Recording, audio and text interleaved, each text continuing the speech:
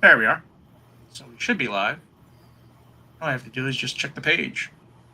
And it's a 20-second delay, so... Let's see. Oh. One person watching. That's me. Oh, there we are. On you. Oh, I have to press play. Oh, there we are. Question is, can you hear me? Yeah. Yes. Okay, now I'll mute that page. Getting back to the thing. No. Okay, so everyone, just got to do one thing. And TJ, when I point at the screen, you can say your part. Okay. Let me see if I have my... There we are. Okay, ready? Here we go. The VGRT Gaming Podcast, episode 737, recorded on November 11th, 2024. Hello, and welcome to the 737th edition of the TD Gaming Podcast and 570th episode of Video Game Roundtable. I'm TJ Denzer. I am Scott Dirk. And I am Jonah Falcon. The VGRT Gaming Podcast focuses on game news from around the industry. Right. Scott, you have quite a bit of noise there. Sorry. Yeah. Oh, so anyways, so there's been a 2-week hiatus. Not 2-week, but we skipped last week because there wasn't really any news except for Dragon Age the Veilguard, which I have played, and now I am starting another playthrough. So we're going to talk about Dragon Age the Veilguard. Now, here's the thing. I am debating whether to be completely spoilerific or not. How much of it did you complete it, TJ? Yeah, I made it through one playthrough. Okay, so you know what? Screw it. We're gonna spoil everything. So if you don't want to have Dragon Age Veilguard spoiled for you, tough, because we're gonna spoil a living shit out of it. So, I'm gonna start with you, TJ. What did you think of the story? Let's not talk about the gameplay or anything like that. Just the story itself. Hammy. Super hammy. And Really? to a point where I was distracted by it constantly. This game had the most Marvel movie vibe around the characters of any BioWare game that I've played. And I think that was always a little bit there when I really think about it, when I really think about the way that characters act in Mass Effect 2 and later Dragon Age games. But man, it's you've got this story of this elf god who unleashed other elf gods who are going to unleash hell on Earth, and everybody's quippy and joking, and I never really never felt the weight of the story. I think that's generally called the Josh Whedon effect, where everybody's snarky and has a witty comment. I don't know, because I did not get that vibe at all. So, shall we talk about the big reveal? And I'm going to tell you something. I should have seen it coming a mile away. But playing again, it's sort of oh, and it hit me. I should have recognized this. And for those of you not knowing, when you play the game, when you open the game, you and Varric go to Solus. He's opening up the tear in the sky. And then Solus first blasts Bianca out of his hands. And then they struggle with a knife, and Solus stabs him. And it seems like it's a non-fatal stab. And Varric is there, and he's commenting, and he's talking to you, and he's in the group's meetings and all that stuff. And then late in the game, you find out, no, Varric was killed outright. He was actually stabbed, and he died. And it's basically the Sixth Sense, right? And I should have recognized it because I knew the secret of the Sixth Sense 10 minutes into the movie. I don't know if it's because I was attached to the character of Varric, but him being dead the entire time. Now when I replay it, I see, oh, wait a minute. The other characters aren't talking to Varric. And a lot of the times Harding would say, we paid the price, for dealing with Solus and all that. I'm saying, well, yeah, but now we know she's actually talking about Varric being killed. when you're confronting Solus for the first time, your character says, you know, Varric is hurt, and this and this, and this is what he would have done. And Solus yells at you, Varric is, and then he stops himself and he says, often prone to his own unreliable. And then I realized, oh, wait a minute. He was about to yell back, Varric is dead. And playing it again, it should have been so obvious. Because Varric never really gets out of bed, except for when there's a... and he never talks to the other characters. The characters don't notice him when you assume that they were noticing him and he was there, but... And the entire time, it's just you dealing with a memory that Solus implanted in your brain, and it's actually you talking to yourself and trying to steal yourself because now you're the leader. You know, Varric is not there. You're actually in command. It's not like Varric is in command, but you're the second in command. You're just doing stuff. As for being hammy, I didn't see it. I really didn't see it. I didn't see them being Joss Whedon-y, if that's how you put it. Yeah, like it wasn't like every single character all the time, but it was enough that it was like obnoxious to me. Lucanus was like one of my favorite characters in the game. Yeah. I romanced him as a male wizard, as a Grey Warden, by the way. My first character was a Grey Warden human mage, and he romanced Lucanus. Yeah, I liked Lucanus because Lucanus was like one of the few characters that didn't do that regularly. Well, here's the thing. Lace hardening? By the way, there are 2 big reveals as well. We find out where the fuck elves came from, and we find out where the fuck dwarves came from. Mm-hmm. And that was the other big surprise. Elves are spirits made whole. They were always spirits made whole. That's why they were immortal, because they were spirits that became physical. And dwarves are basically the lifeblood of Titans, who the elves killed and stole lyrium, which is basically their blood. Which is why, and all the hints are through. I read a article that was written like in 14, which is after, and there was a long article about speculating, I think elves may be spirits made whole. And he was right, because the hints were always there. You can tell that they were working off the Bible, a thing Bible that said elves are spirits, dwarves are things, and all that stuff.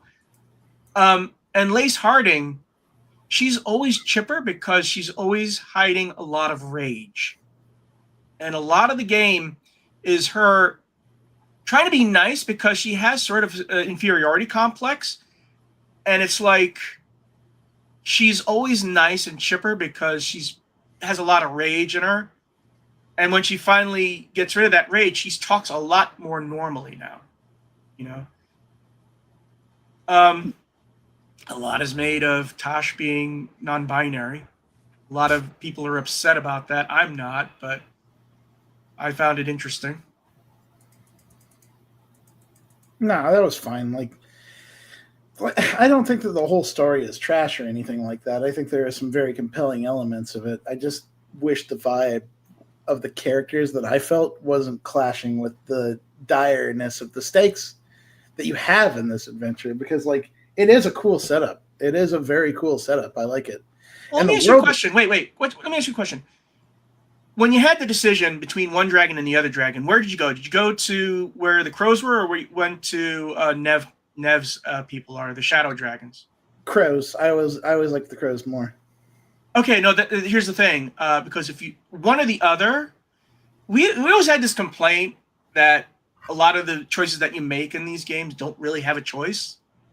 This one had a real choice, because whichever one you didn't go to, the character associated with it leaves you for a bit, and they come back and they're hardened. So yeah. Nev was. Here's the thing: if you're a shadow dragon and you don't go to Minrathous, Nev really lets you have it. She really lets you have it. But if you're not, she's not as okay. But it's sort of like it isn't a total betrayal, And I'm wondering if you like the way Lucanus is. I have not seen in which I don't go to Treviso and I go to Minrathous instead, because I hate to see what he's like when he's hardened.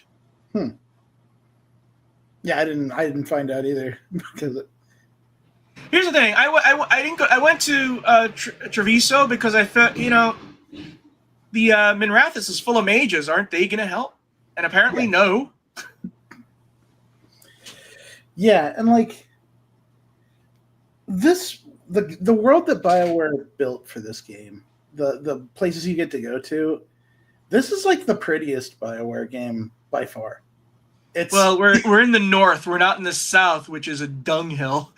Apparently, but it's but just like the places that you go to in this game, the locales that you see, and like the set pieces. When you're in that first, even in that first, when you're in Minrathous, but you're not in the lower docks, you're actually where you have the big floating fortress, and you have that giant like ring of and castle and rock that's like floating above you as like a sentry beacon while you're trying to help Nev is really neat. The underwater prison that you go to break Lucanus out of, cool as hell. I love the environments in this game. They're very fun. Yeah. I just don't like some of the environmental puzzles. They're a pain in the ass. Yeah. I mean, I do them. Here's the thing. Maybe it's because I am really, really, really into Dragon Age lore. So the amount of lore, here's the one thing that really, really bothers me, and that is, in fact, you only have 3 choices. It doesn't import the save file. So either you use the default Inquisitor or you create an Inquisitor, and all that really matters is what they look like, who they romanced, and whether they want to help Solus or not. Mm-hmm. And that really, because what it meant was that anybody who could not be killed in Dragon Age Inquisition showed up. So you do have Dorian showing up. You have Isabella is one of the faction leaders, but you'll never see Zevran. Remember, Zevran was abused by a Crow family. He was prostituted as a child. I wanted to see what Zevran thought of all this shit. Right. Yeah, I agree. There are some lost opportunities there, but I did like it when. I guess we're going full spoiler on this. Here's the thing. Let me interrupt you. You know who I really wanted to see? I wanted to see fucking Loghain as the leader of the Grey Wardens, because the leader that's there is a hard ass. If you don't punch him, he actually becomes extremely heroic. But I would have loved to seen Loghain do that badass declaration of the Wardens, and just and at the end he sacrifices himself to try and kill the archdemon. Yeah, I would have loved to have seen Loghain in there. I'm always happy to see Morgan make another appearance. What's funny is the actress thought she wasn't going to be in it. She got her script very late. She was surprised as anybody else. Oh, Morgan's here. They made her cool as hell in this game. I love her. Yeah. Here's the thing. She is a lot more mature. If you play Dragon Age Origins, she's a petulant little child in that game.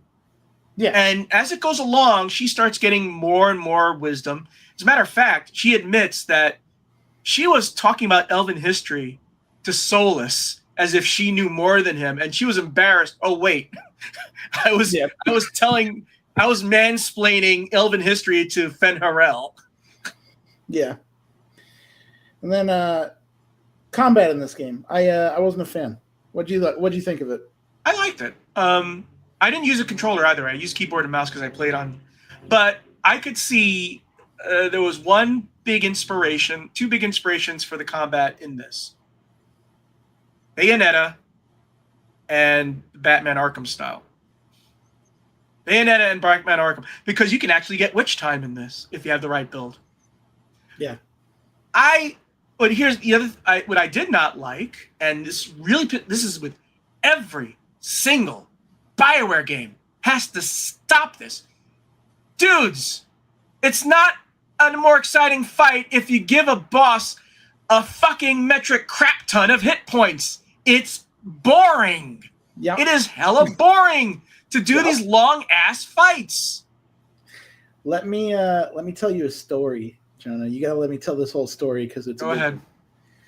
When I was reviewing this game, there was a boss that I came across. I forget which one it was. It was one of the demon elementals that gets summoned up, Oh, Yeah. are you talking about the one in which they make all the room dark? It's like the Demon of Despair, I believe it is. No, it's that dude that's like a rich kid that Nev goes after, and he summons a Oh, him. demon. Yeah, I killed him. I was able to take him out immediately. And during that boss fight, like the combat in that game, as far as I'm concerned, is just you press square, square, square, triangle, square, square, square, triangle. Whip out your ability, whip out your friend's ability to combo with your ability. Then you wait for the cooldown, square, square, square, triangle, square, square, square, triangle. I had that so ingrained in me that I fell asleep during a boss battle in the middle of the boss battle and completed the boss battle with a victory and like woke up by the end of it like, oh, okay, it's over. I after the first dragon fight you have, you're not supposed to win. Right. But I was so bored and I kept on dying because, it was just to keep it along. I said, fuck it. I went into storyteller mode and the game just became amazing for me. Because my mage was majoring in Frost and he was all kitted out in Frost. So what he would do, he would run in and doing forward and attack. So you do a heavy attack while you're running. He would do a flip. Ice would shatter everybody. He would do his first hit would be 3,000 to 6,000 points of damage. You just wipe them. And I know if I played on normal difficulty, it would still be an instant kill. So I guess I picked the one build in which you can just wreck people's shit. I went with lightning-based magic on the mage. Wow, that sucks. So I had a chain lightning and tempest. I enjoyed those abilities just because putting shock on an enemy and then stacking damage on top of that was pretty fun for me as far as like the skills go. I wish the companions were more in this game. So the companions. So here's the thing: companions are useless until, say, you don't have any mana or you don't have any action points or whatever it is, and you can have them combo the boss and whittle it down a lot so you can finish it off. That's the main thing. And also, for a lot of people, they were complaining, why do the enemies always attack me? Well, guess what? Three of the fighters have the ability to taunt, and they can take them off you. Yeah. It just bugs me because, like, I've never felt less agency over companions in a BioWare game. I feel like they were less in combat specifically. I felt like there were less characters in combat and more extensions of the hotbar. Just more stuff to be used.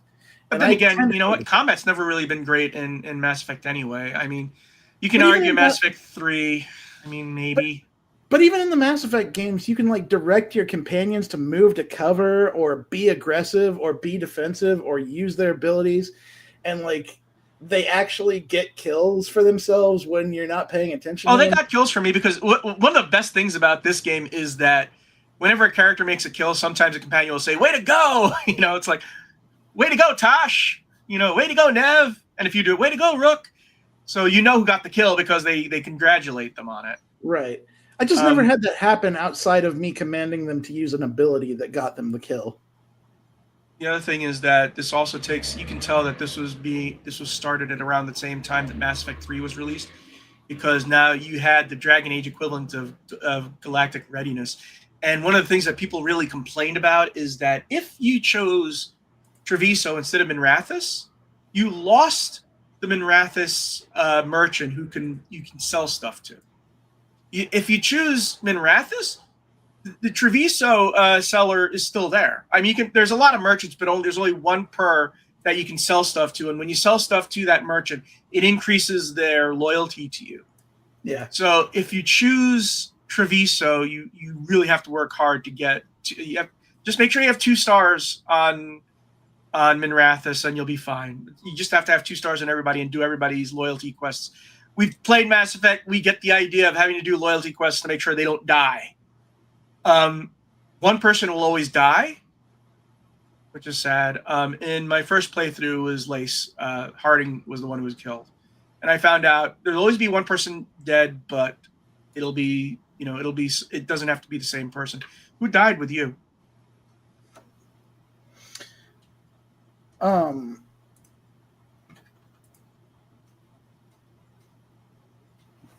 Wait, don't this was remember? on the choice. No, this is what happens in the game in the late game. One of your characters will die. Oh, I gave up Harding. I don't care about Harding. Oh, okay. Oh, I liked Harding. Tosh was heartbroken because she was romancing. If you don't romance Harding, Tosh does. Yeah. I also, I think it's not, what's it called? I got Nev was the one who got blighted. But the thing is, what's interesting is the end of the game, all the blight is removed. And it may not be removed forever, but for that world, everything becomes unblighted and cured of the blight. It was interesting. I loved. Okay, there. Obviously, everybody loves two characters, or at least I do. Everybody loves Manfred, and everybody loves Asan. The that's the little skeleton is Manfred. You know. Yeah. And in my playthrough, what happens is you get a choice. Oh God, I forgot his name. I'm romancing him too this time around because everybody likes that character. The necromancer. So the necromancer wants to become a lick. In the game's thing, licks are not evil. They're just people who are immortal. However, the caveat is that if you become a lick, you cannot resurrect anybody because they consider it a conflict of interest, and that way goes to tyranny. So he has a choice. Save Manfred, resurrect him, or let him stay dead and become a lick. And I'm pretty sure 99.9999% of the people chose save Manfred because he comes back with magic power and he starts talking. That was the biggest surprise. I thought he was just going to do that during the entire game, but no, he starts actually talking in single words. Not like that, no. Yeah. And So, son, yeah. By the way, Emmerich is the necromancer. Emmerich, yeah. I have to say, I liked all of their loyalty quests. None of them were duds. I agree with that. There was a couple characters that I just never did it with because I didn't want to, but I did it with all of them. I wanted to make sure see, here's the thing. Mass Effect 2, everybody survived on my first playthrough. You know what? One of my problems was time. I should not have played. I'm going to tell you this. In 72 hours, I played 40 hours of it. I should not have played this game right alongside Metaphor Fantasio. Metaphor Fantasio is very, very, very much more my kind of game. And having it off on the sideline while I was playing this made me want to go back to it more. That story where I was talking about, I fell asleep during the boss battle, I turned off the game and went over to Metaphor, and it perked me up like a cup of coffee. And I don't know. I understand that there's a lot of people that love this game, and I don't think that they're wrong to love this game. It's a very beautiful game that gets a lot of cool things right. Well, here's the reason why a lot of people might love it is that it is very respectful for the most part to the lore and the continuity, and you get a lot of answers. So even if it was just a visual novel, I think people would have loved it. Yeah, and there's something to be said for payoff that people get from being on a timeline this long, because these are still timelines that are continuing from Dragon Age Origins. So I'm happy to see people get that payoff. What's interesting is that it ties up so many loose ends and answers so many questions, and yet I can see where another game would be able to build on them. I'll tell you, I was kind of pissed off because I forgot to create my own Inquisitor. So when you do that, they give you the default Inquisitor, which is a female elf who romanced Solus. So, and I didn't want to start over and all that stuff, so I just kept playing. And the payoff was beautiful. It was so touching, the ending, which I chose. Before that, though, another part of the game which I absolutely loved is when you talk to Mythal, who is the elven god who was killed by Solus at the end of Inquisition. And you find out what was going on there, and you being able to convince her to join you felt so right. And then she helps you as a dragon once before that. And then at the end, when everybody confronts Solus, it is such a moment. There's a few ways to deal with it. A lot of people like tricking Solus, in which they replace the dagger with a fake dagger. So he thinks he's won, but oops, he's trapped himself in the Fade forever. But the ending that I went with was he voluntarily goes into the Fade, and the Inquisitor from the previous game, who's in love with him, forgives him and goes with him.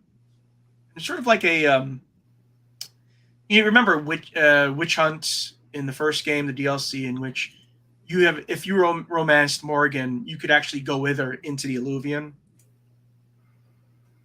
Yeah. But I love that ending, the ending that I had. Which is why I'm playing it again and doing slightly different choices, this time with my Inquisitor. Nice. I'm glad you're having fun with it. Like, it seems like a lot of people have been having a good time. And I wish it had hit me better, but like, I guess it's not my jam. Well, here's the thing. I don't know if I'd get as much out of Metaphor or Fantasia as you're getting. Right. And also, that game, from what I understand, is at least 100 hours. Yes. So it's a significant time investment. It's a season of chunky RPGs. Yeah. I also played Star Wars Outlaw.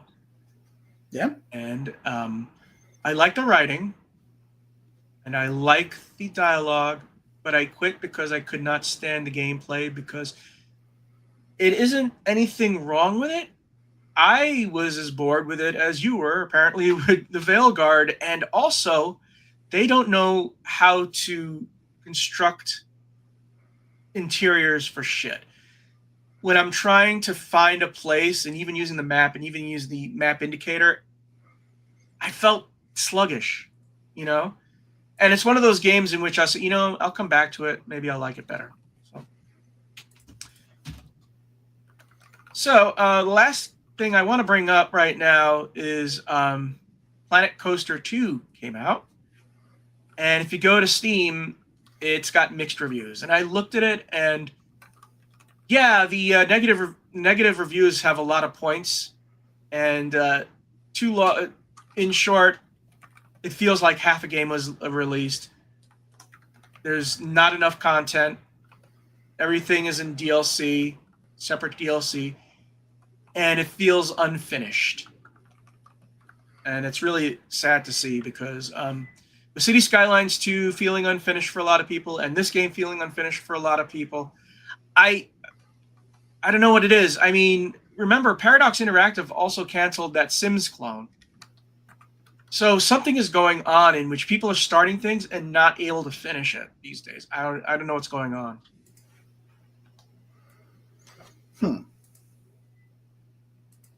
Oh, did you see the new Indiana Jones trailer?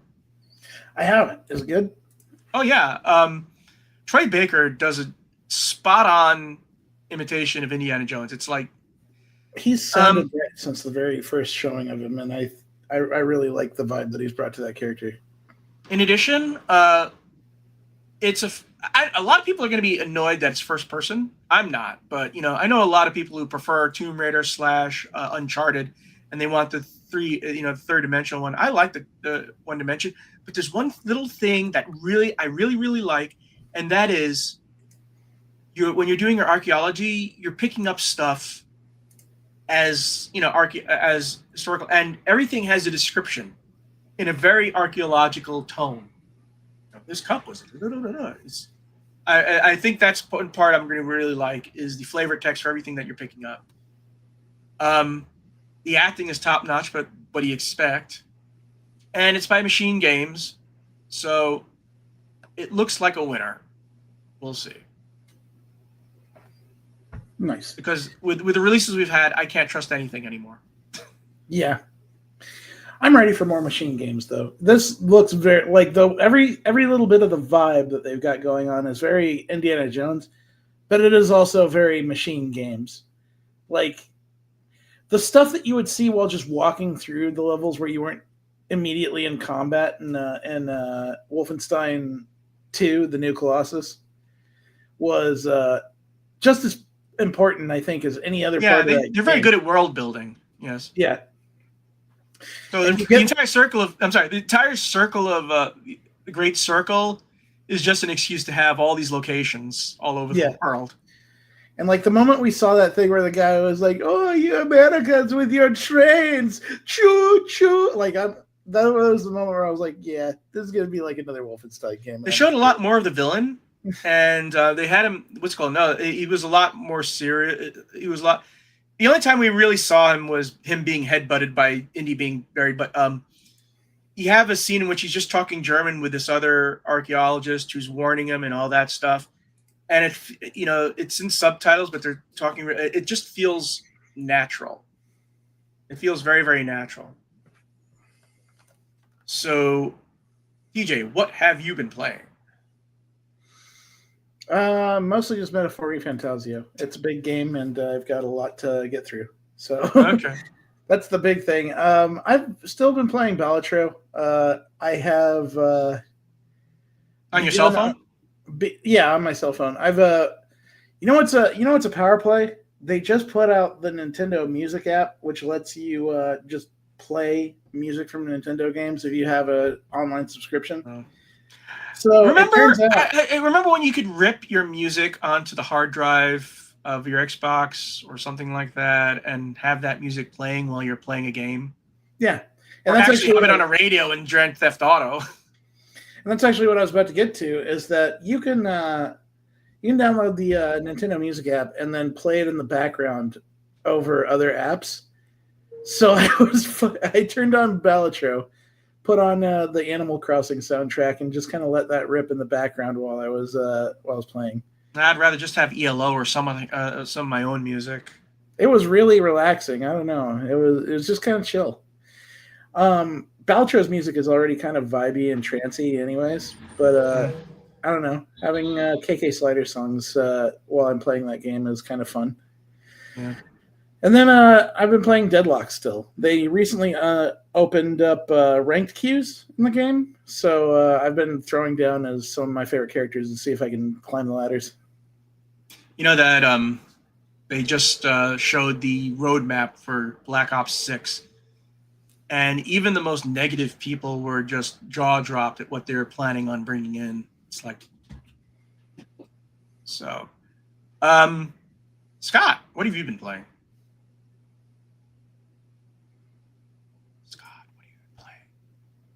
Okay. Well, another game that's coming out very soon is Dragon Quest III HD 3D remaster. Oh, yeah, I'll be getting that very soon. Right. What have you been playing, Scott?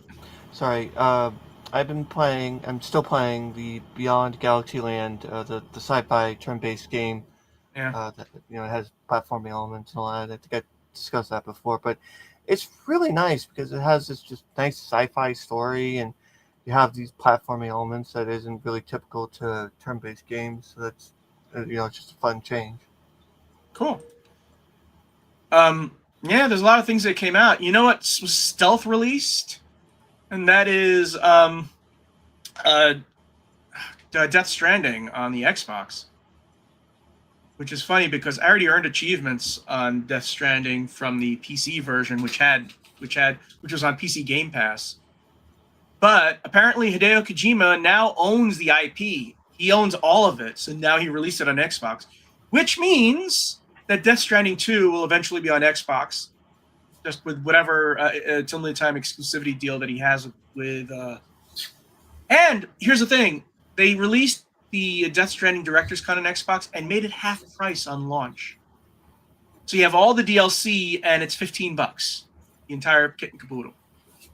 If you look at the review page for it, it's like there's so many ecstatic people who said, "Yeah, I saw it immediately, day one. Oh, I played it on PlayStation 4. I don't care. I wanted to play it on Xbox too." So I still am not a fan of the game. I guess I should give it a chance again. But I just hate the first thing, I hate the story. I mean, it's a Hideo Kojima thinks you spend 50 minutes just watching a video, just like, when do I get to play? So yeah, have you played Death Stranding? Yeah, I've played plenty of Death Stranding. Okay. I agree. It's not the best game in the world. It's a very weird game. It's a very odd game. It's like I have to be in the mood for that game. Here's the thing: if they had just left it in which it's a carrying simulator in which you have to balance yourself as you go over rough terrain, that would have been a perfect game. I mean, just that one gameplay mechanic, and it would have been great.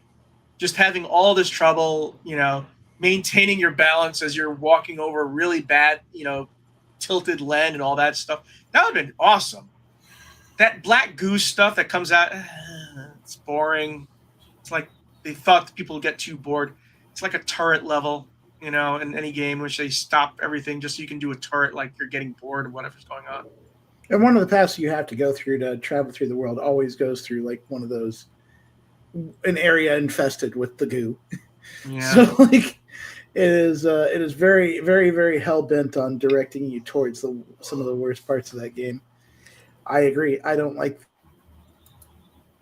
The only way I can entertain myself is just like deal with a batshit crazy story. That is just. Oh, I like that part. I like the batshit crazy. Oh, by the way, his mom is the president of the United States and she's dying. What? Yeah. Wait, what? That's the way it goes. What? Everybody's related to everybody else. This is a Star Wars movie. Also, he's like a phobia. He's a phobia of contact with anyone. But for some reason, he's supposed to be the guy that brings everybody together. It's saying something when you're carrying around a fetus as your power is the least weird thing in the game. Mm-hmm. When that's the least weird thing in the game, you have a weird game. See, yeah, and like I hope they kind of lean less into the combat in the second one and lean more into the crazy ass weird story. Because I'm pretty sure there's going to be a crazy ass weird story. That's the parts I had the most fun with. It's sort of like the travel. It's sort of like he got bored of wacko conspiracy theory stuff and Metal Gear and decided, you know what? I want to just do the wackiest fake conspiracy stuff I can think of with no restraints. And he came up with Death Stranding. Yeah. It's going to be weird if in like 20 years we all have everything connected by a cloud-based thing that just is supposed to keep us in communication, and then something terrible happens and breaks all that apart. That would be awful. I just got into Blue Sky, and it's like Twitter, except it has moderation. True that. And the thing is that it's like I just, at some point I just had to get out. And yeah. I still left my my Twitter open. I did not cancel my Twitter account. I'm just not posting to it. I just have you can find me on Blue Sky here. Twitter has no value anymore for people that want to carry out a meaningful conversation. It's specifically rage bait, specifically people who profit off of rage bait. And what's funny is that I saw you can create these lists, on Blue Sky, and one of them said avoid these people because they claim they're going to come to Blue Sky and quote unquote own the libs. So, and you can block there and properly block. So I decided to go to, actually look at what they're saying. And what I saw was post hidden because of intolerance, post hidden because of rude. And it's like, oh, thank you. And they can't say free speech because guess what? You can click show if you want to, but no one's going to want to click show. So it's sort of like they're neutered from the start. And the thing is that, here's the thing. The discovery algorithm is really, you have to be careful with that, because if you like two things that you may not like, it's going to shove them in your face for a while. Wrestling. I did not want to like people doing wrestling, but now it's like wrestle. It's like I saw someone who I liked something and they mentioned Stardew Valley, and all of a sudden it's like for the next 2 days it was like every 10th post was about Stardew Valley. So it has an algorithm that's a little bit hype, but I like that. I mean, eventually it'll sort you out. A lot of people say when they first join Blue Sky, they just get a lot of posts about cat pictures, which is fine. But yeah, I don't go to following. I usually stay on the Discovery tab. And by the way, when you refresh, when you're on the Discovery tab, it shows new things. So it isn't always the same thing on the Discovery tab. If you don't like what you see on the Discovery tab, refresh and it's new stuff. And for those who are wondering, it looks exactly like Twitter. It looks same text, same everything. Instead of a blue bird, they have a blue butterfly. So, yeah, I'm still on Instagram. I'm still on Threads, which is, I don't know, Threads is a bit half-assed. That's the only problem with Threads. But it seems like people are learning their lesson too late when it comes to social media. Last I saw, I believe, like 2 days ago, it was announced that Blue Sky had 14 million people, and it was going up and up and up. So, and people were saying this is the same vibe we had when we first joined Twitter, you know, except now they have a lot more aggressive moderation. So, one or two titty bots still got through though. I had to block them. For those who don't know, titty bots are just these accounts with scantily dressed, beautiful women who like your stuff, never post anything, and usually have a link to whatever OnlyFans they have or something like that. I've only seen one. They were blocked. You can always tell because they have no followers. I mean, they have no followers, but they have follow a lot of people. Anyways, we're gonna get out of that. Scott, did you see the new Dragon Quest 3 trailer? Oh yes, yeah. How they have the Beastmaster thing, and they added more story content, and there's just a lot. You know the controversy going on in Japan. Which one? They're pissed off that the Gadabout and the warrior woman have more clothes on. Yeah, like 1% more clothing. Ooh. No, I mean the Gadabout. Actually, I think they took off the bow tie for the Gadabout. Here's the thing: the Gadabout is a fucking Playboy bunny. Yeah, exactly. And in other JRPGs, one of the jobs you can have as a Gadabout is prostitute. It's not going to be in Dragon Quest 3, but that's what it is. It's a hooker. You're controlling a hooker, and people are pissed off that she has more clothes on. You know, if you want to watch your harem anime, go right ahead. Get your anime titties on. You know, it doesn't have to be in the game. You don't have to masturbate while playing. Anyways. Yeah, people are making much ado about nothing. Yeah, I mean, I haven't played any of the Dragon Quest games except for Dragon Quest 9 and Dragon Quest... Did 10 come out? Yeah, it did. Yeah, 10 came out. That was the one that was in 3D. I played the one 9, I believe, was on the 3DS. I played the one that was on the 3DS, which I think was 9, and I played a bit of 10. So, yeah. Anyways. The MMO. Yeah, so. Moving on to the notes. They released the system specs for Stalker 2, and it's going to require 150 gigabytes of SSD, solid-state drives. And my first thought was, in 5 years, people are going to say, it only needs 150 gigabytes? That's for a lot of people right now. It's a lot of hard drives, solid-state drive space. But on the other hand, you know, I've seen the 4 terabyte MME sticks cost like $150, and a gigabyte and a terabyte is like $99 now. So those prices are coming real down fast. Yeah. Still, that's like Call of Duty sized files. What are you doing there, Stalker? Calm down. It's supposed to come out in February, but you know, for me, it's sort of like, I don't know. It seems like February is still a fluid release date for it, because that is an ambitious game. Yeah, it's also like they have so much going. They have a lot going on. Yeah, I truly hope they make it to the release day. For as much as they've been working on this game, for as long as they've been working on this game, and for how much hellish chaos has been going on in their backyard.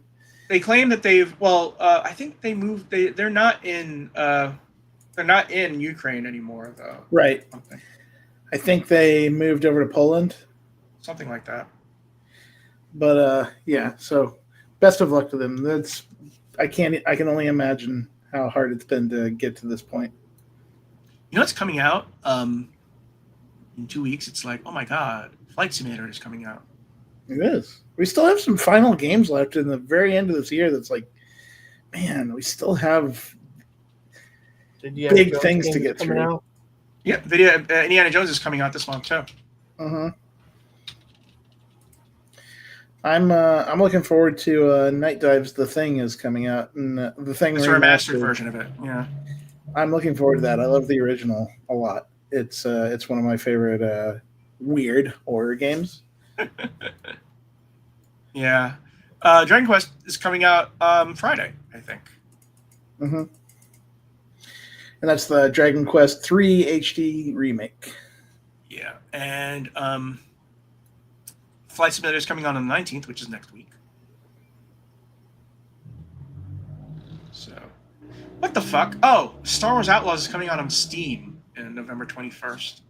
Yeah, I forgot to notice that it was not released on Steam. It was an Epic game. Oh no, maybe it wasn't even. Yeah, it was on Epic. Or was it on Epic? I think it was Microsoft's game store. Not sure. Genshin Impact is coming out on Xbox on the 20th, so. Yeah. People have been telling that Slitterhead is pretty good. Let's see how it's looking on Steam right now. That was at the Microsoft showcase, if I remember correctly. Ah, very positive. Look at that. Yeah. So, more news. The makers of Black Mesa have started a new game and has nothing to do with Half-Life. It's called Rogue Point, which is going to be a co-op tactical shooter that's run by corporations, otherwise known as Plot Number 33 Variation B. It's not an original concept. I mean, Haze was basically that. But, I mean, if they want to do, I don't know. I feel like the Black Mesa guys have earned the props to be able to kind of have a little bit of benefit of the doubt, because it feels like Black Mesa was a big undertaking, and they did a pretty decent job with it. Yeah, it was like, but it took, you know what? They had finished the game except for Zen, and it was Zen that took them a couple of years. It was like the rest of the game was a piece of cake, but how to make Zen fun, that was the poser. Mm-hmm. Anyways, so good for them. And I can understand why they want to get away from doing Half-Life, because it's sort of like you don't want to be known as the Half-Life people. Unless you actually hunt down the Freeman. Yeah. Stellar Blade is coming out with the Nier Automata DLC. Do you know anything about this, DJ?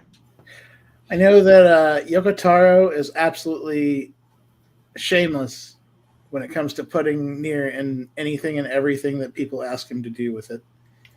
And I can't help but respect the grind. I was wondering, because you're a big Nier Automata fan, so I do like that game. It's got one of my favorite soundtracks in a game that I've heard in the last years. Over and over and over again.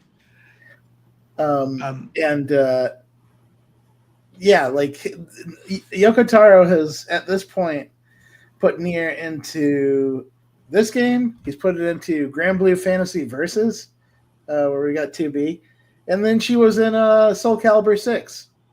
So 2B's been getting around as far as cameos in other games that are vaguely sci-fi or just have cool swords in them. Yeah. I think it's silly. I also think it's neat and good for him. Yeah. Another shadow drop. The Spyro Reignited trilogy is hitting Game Pass tomorrow, and the one people are wondering, why didn't they release it earlier? Well, apparently, you know what? They made it 60 frames per second. So spicy. So that's actually a little bit better. I wonder if they're going to have a free upgrade for everybody who purchased it on other platforms. Probably will. Maybe so. It would be kind of petty for them not to do that, and they can still make money since it's still on the stores in Sony and Nintendo. So if they'll start advertising, hey, play it now in 60 frames with the PS5 Pro that you didn't buy.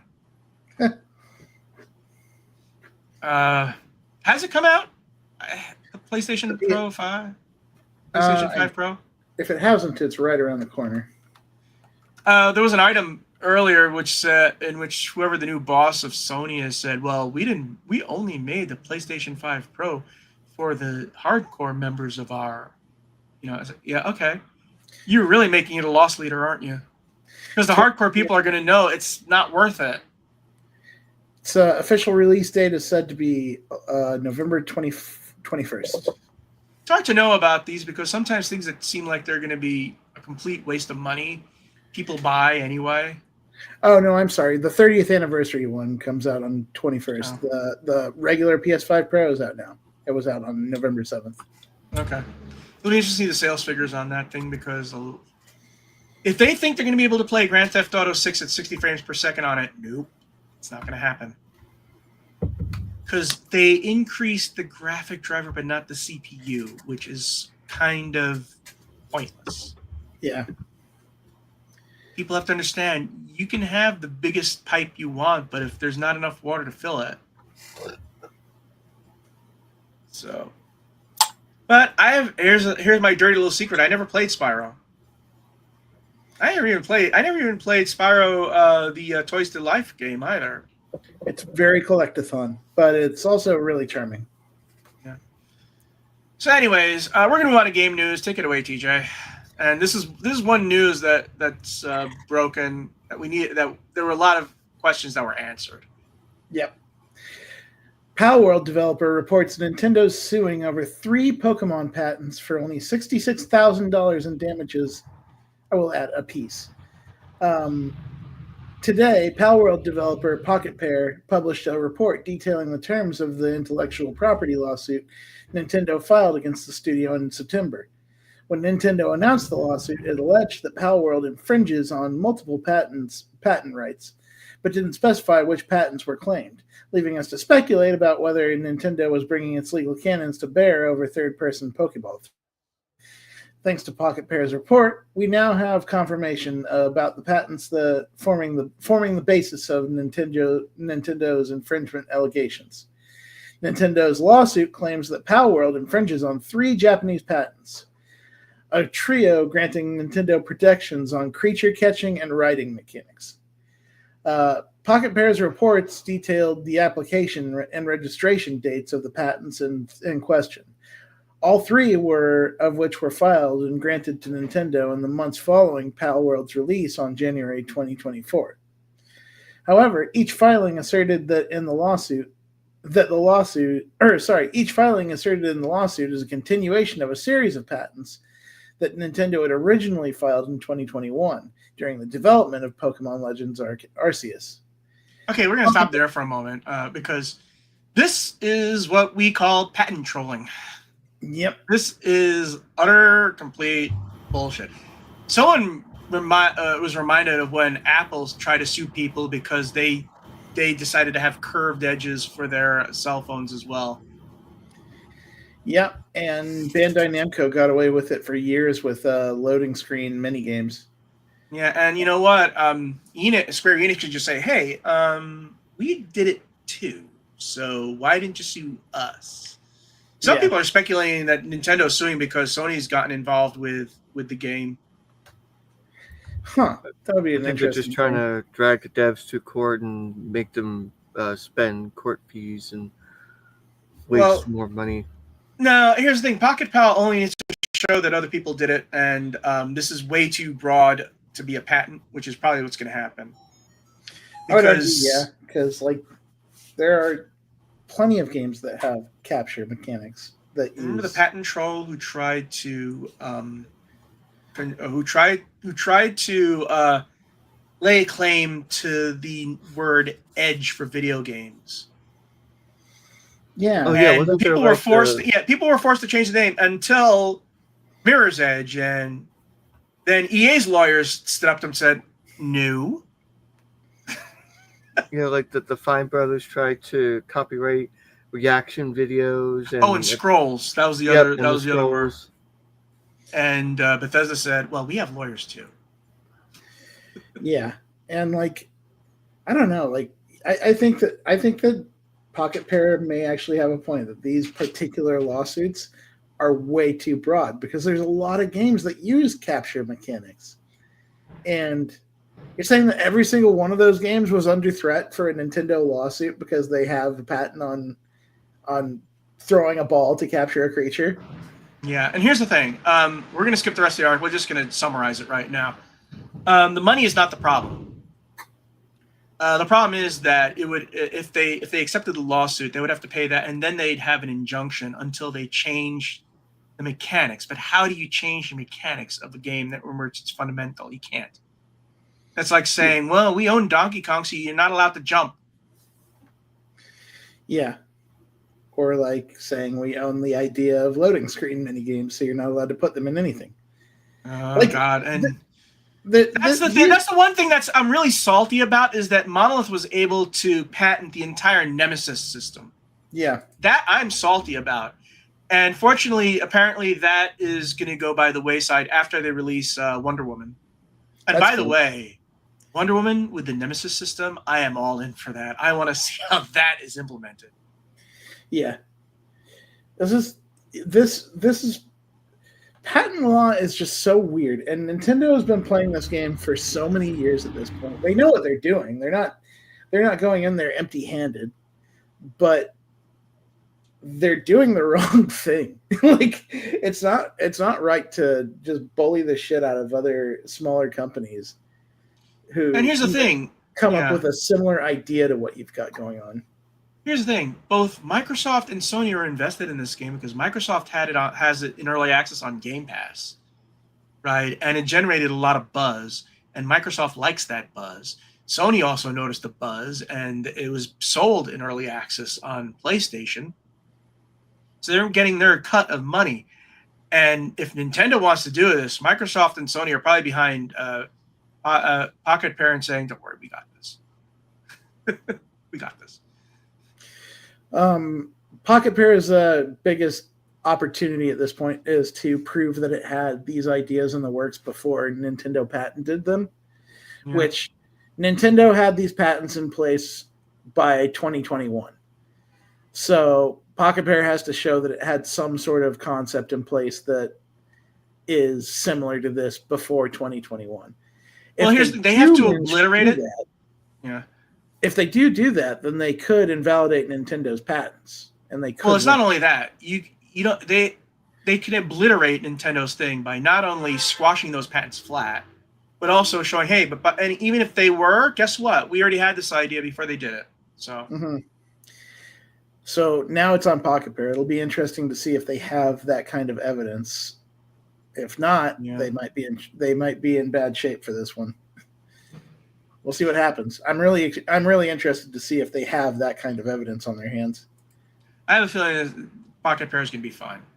They're going to be fine. The game is going to be fine. I mean, the only thing that worries me about Palworld is that it may be a meme game that's only popular for like a year and then it just drops off the face of the earth. You wouldn't know that from Tokyo Game Show. It had a massive booth, and there were a lot of people hanging out by it for most of the show. If it has a massive booth, sounds like they're pretty confident that this is a non-issue for them. Yeah, that's what my vibe was too. Like, you wouldn't have been able to tell that they were going through a lawsuit from Nintendo from looking at them at Tokyo Game Show. And Nintendo has to realize there's something called the trust thermocline. Have you ever heard of the trust thermocline? I have not. Okay, so you know what the thermocline is, right? It's when you're in the water and you're going into the ocean. What happens is you go. It gets cooler and cooler and cooler, and then you hit a point in which it becomes freezing. And the depth of the thing, the continental shelf is there, and you just go straight down, right? So it's sort of like this, cold, ah! So the trust thermocline is when you go over that thing, but you don't know that you're in trouble until something happens, and then you find you lose customers and you can never get them back.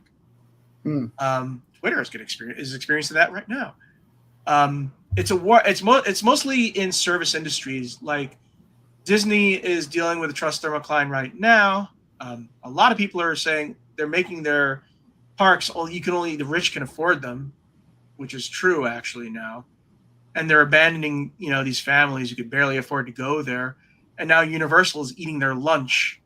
So the main point is that when you cross the trust thermocline, if you lose customers, you're not going to get them back. No matter, even if you drop the prices, even if you try and, you're not going to get them back. And Nintendo better hope that there's not another family-friendly console that does bright and cheerful graphics with easy-to-use controllers. Because the one thing that Nintendo has over Xbox and PlayStation and Sega and and Atari and all that stuff is that they have a niche type of video game. Atari came out with a new console with new games. Actually, it's not Atari. It's some people who bought the Atari name and just shoved out a new console. No, actually, that Atari console and the Intellivision console that came out are NFT miners. They were intended to do NFTs. If you Google them, it's almost embarrassing. Now they came out. Don't confuse those with the mini consoles. Those mini consoles like the Atari joystick. I know what you're talking about. Yeah, the new Atari console and the new Intellivision console. Yeah, they're frauds, basically. They're frauds. But you also have the mini consoles like that Atari joystick that contains 50 games on the Atari. Not the same thing, right? So, yeah. Here's the thing. I played Palworld, and what I saw was okay. It's not my cup of tea. I think most people are just in it because you can arm your Pokemon with guns, or you can put them into slave labor. Some really dark shit. Have either of you played Palworld? No, I had no interest in it. Yeah, okay. It actually plays like Ark Survival Evolved. Yeah, that's what I've heard. Yeah, you do some base building and like all that, and raising up your tech and stuff like that. And the Pokemon are your dinosaurs, basically. Yeah. Right. But hey, it's a good concept. Hey, why didn't Nintendo sue Ooblets? Or Cassette Beasts, or Dragon Quest Monsters. Dragon Quest Monsters were really early. As a matter of fact, when I got bored of Pokemon, I popped in Dragon Quest Monsters 2, and it was a lot more involved in Pokemon. It went deep into the breeding. Like you get a male, you get a female, different types, blah, blah, blah. All of this going on in it. It's also where I discovered Enix's favorite thing were the slimes. Mm-hmm. Those little droplets. That's where they originated from. So yeah. Monster Hunter Stories also has capture mechanics. Yeah. Like there are so many games. There are so many games that do that. Do they have capture and writing? Yes. Hey, you know what other game has all this shit? World of Warcraft. I'd love to see him try and sue Microsoft, Activision, Blizzard. You try it, Nintendo. Go ahead and try and sue Microsoft over World of Warcraft and their pet mechanics. Because guess what? You ride those pets. You can throw balls over those pets. You have poke battles with those pets. I triple dare them to sue Activision Blizzard, aka Microsoft, on World of Warcraft doing it.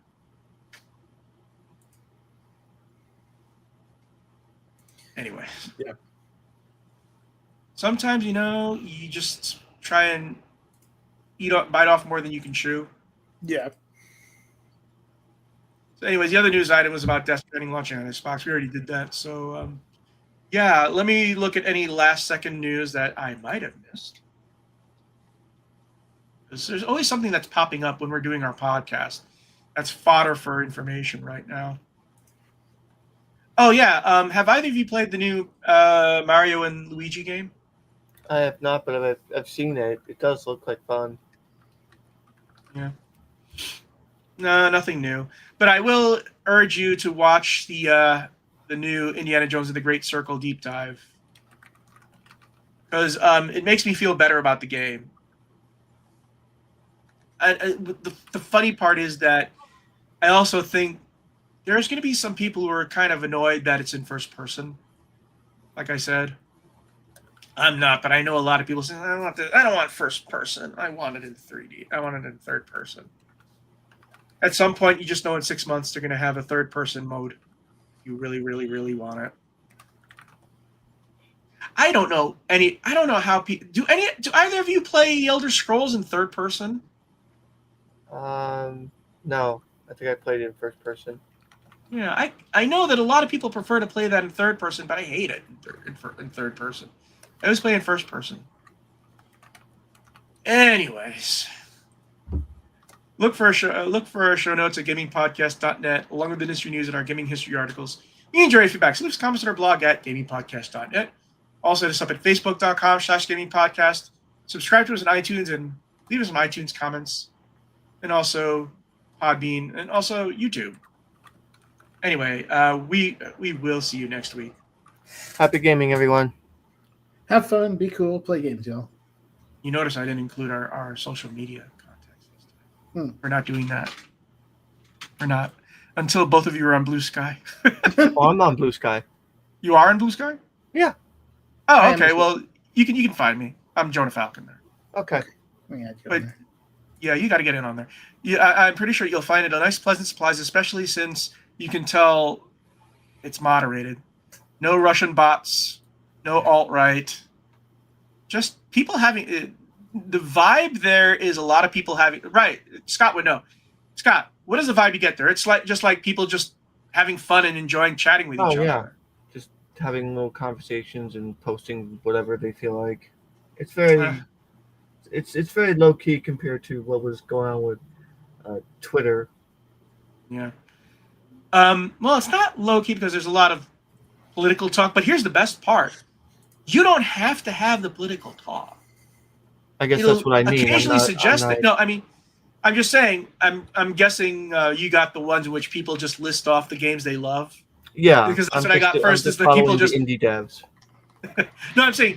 There's usually when you log on for the first time, one of the things you'll have is, hey, these are my favorite games. What are yours? You know, just listing off those. But yeah, the best part about Blue Sky is it puts out what you put in. It gives you what you put in. So whatever you like, it'll eventually mold itself. The algorithm will eventually mold itself to what you want. So Scott, what is the main discussions that you see when you log into Blue Sky? Let's see. I'll have to go open it up then. I can do that. Well, I already have Blue Sky open. The only thing I don't like is that your username is longer than it would be on Twitter. You know, like in Twitter, it would be X, whatever. It would just be x.com, your name, right? Here, if I go to my profile, it is bsky.app/profile/jonahfalcon.bsky.social. And my username is jonahfalconbsky.social, which is a bit long. I hope at some point they are able to allow you to have a nickname that's just, But other than that, so what is on your front page? Well, I have a post of, you remember the Breakfast Club, and at the very end, just Heinholders walking across the football field, and it says, folks be leaving Twitter, and it shows him, punching the air. Mine, the first one of mine is Star Clusters are so beautiful, and here's the thing, I often like these, so the algorithm says, oh, he likes astronomy stuff. Well, guess what? Here's your astronomy stuff. The one buggy thing is that sometimes it takes a bit to update, and you have to refresh. Oh, there's DJ. Oh, follow back. Oh, you are on Blue Sky. Yep. So yeah. Your most recent post is about wanting to return to Silent Hill. Anyways, yeah. So you can find me at Jonah Falcon on Blue Sky. Oh, are we doing that? You can find me at Johnny Oldman on Blue Sky. Really, it says Johnny Chugs here. Oh yeah, Johnny Chugs.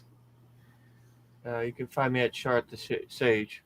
So, you just add me and TJ, and we will get back to you. Like I said, brand new day, and it's just a lot cleaner. I think we learned a lot of lessons a bit too late, but we'll see. Again. I missed your Roger Wilco post, TJ. That looks good. Anyways, we'll do this again. We'll see you next week. Happy gaming, everyone. Have fun, be cool, play games, y'all. No, there is no outro. Thank you.